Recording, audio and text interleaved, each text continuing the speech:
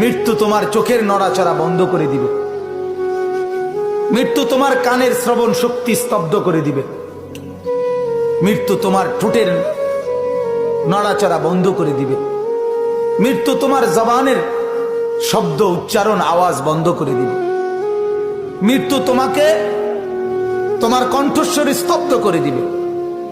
মৃত্যু তোমার জিহ্বার সব স্বাদ বিনষ্ট করে দিবে। অচিরেই রূহ চলে যাবে,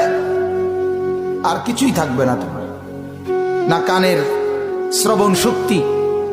না নাকের ঘ্রাণ শক্তি, না চোখের দৃষ্টি শক্তি,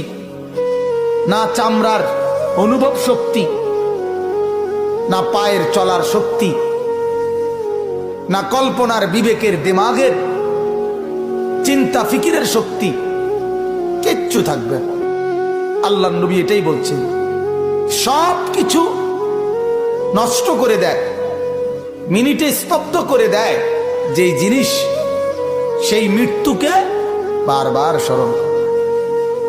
বারবার স্মরণ করো, বারবার স্মরণ করো।